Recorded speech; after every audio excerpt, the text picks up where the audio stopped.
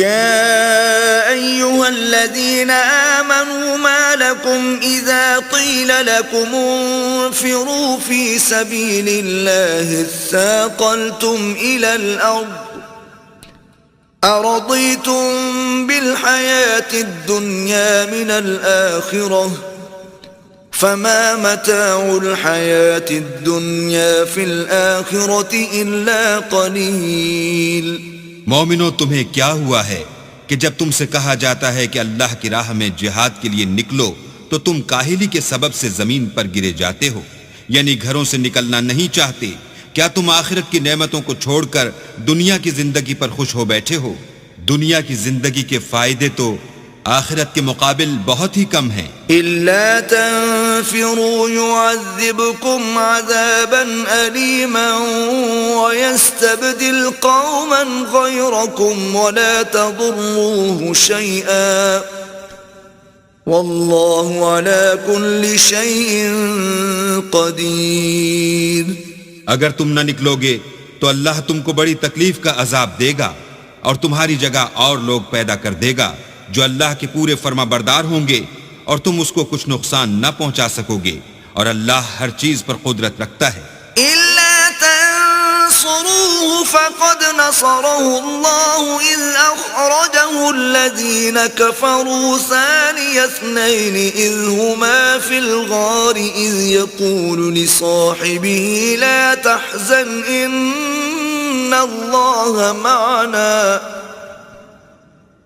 فأنزل الله سكينته عليه وأيده بجنود لم تروها وجعل كلمة الذين كفروا السفلى وكلمة الله هي العليا والله عزيز حكيم۔ اگر تم پیغمبر کی مدد نہ کرو گے تو اللہ ان کا مددگار ہے۔ وہ وقت تم کو یاد ہوگا جب ان کو کافروں نے گھر سے نکال دیا، اس وقت دو ہی شخص تھے جن میں ایک ابو بکر تھے، دوسرے خود رسول اللہ۔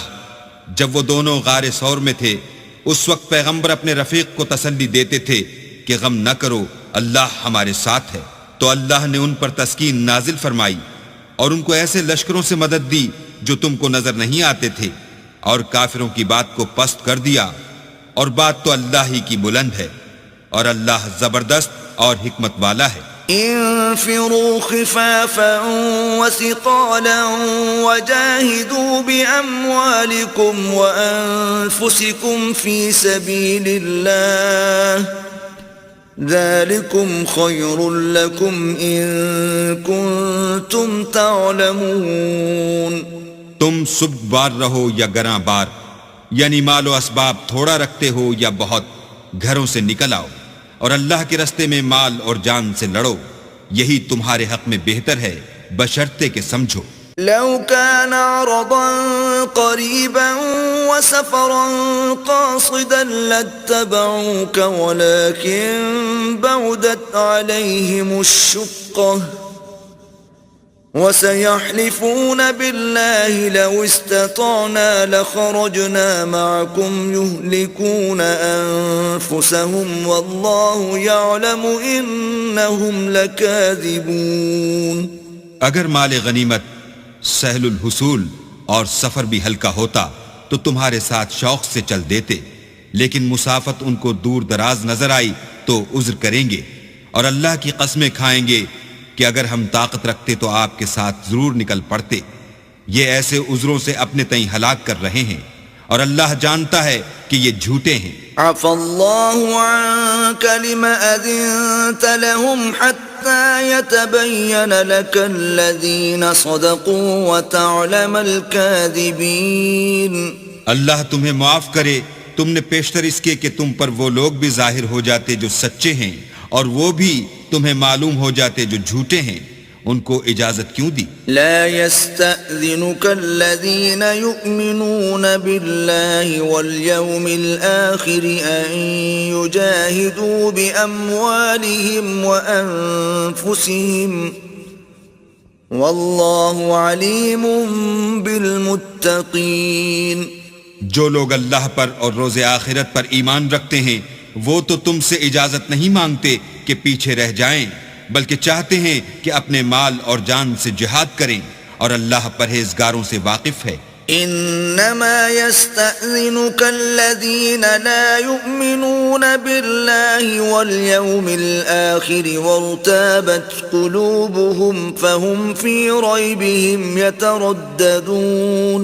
اجازت وہی لوگ مانگتے ہیں جو اللہ پر اور پچھلے دن پر ایمان نہیں رکھتے اور ان کے دل شک میں پڑے ہوئے ہیں، سو وہ اپنے شک میں ڈاواں ڈول ہو رہے ہیں۔ وَلَوْ أَرَادُوا الْخُرُوجَ لَأَعَدُّوا لَهُ عُدَّةً وَلَكِنْ كَرِهَ اللَّهُ بِعَاثَهُمْ فَثَبَّطَهُمْ وَقِيلَ اقْعُدُوا مَعَ الْقَاعِدِينَ۔ اور اگر وہ نکلنے کا ارادہ کرتے تو اس کے لیے سامان تیار کرتے، لیکن اللہ نے ان کا اٹھنا اور نکلنا پسند ہی نہ کیا، تو ان کو ہلنے جلنے ہی نہ دیا، اور ان سے کہہ دیا گیا کہ جہاں معذور بیٹھے ہیں تم بھی ان کے ساتھ بیٹھے رہو۔ لو خرجوا فيكم ما زادوكم إلا خبالا ولأوضعوا خلالكم يبغونكم الفتنة وفيكم سماعون لهم والله عليم بالظالمين۔ اگر وہ تم میں شامل ہو کر نکل بھی کھڑے ہوتے تو تمہارے حق میں شرارت کرتے اور تم میں فساد ڈلوانے کی غرض سے دوڑے دوڑے پھرتے، اور تم میں ان کے جاسوس بھی ہیں، اور اللہ ظالموں کو خوب جانتا ہے۔ لقد ابتغوا الفتنة من قبل وقلبوا لك الأمور حتى جاء الحق وظهر أمر الله وهم كارهون۔ یہ پہلے بھی طالب فساد رہے ہیں اور بہت سی باتوں میں تمہارے لیے الٹ پھیر کرتے رہے ہیں، یہاں تک کہ حق آ پہنچا اور اللہ کا حکم غالب ہوا اور وہ برا مانتے ہی رہ گئے۔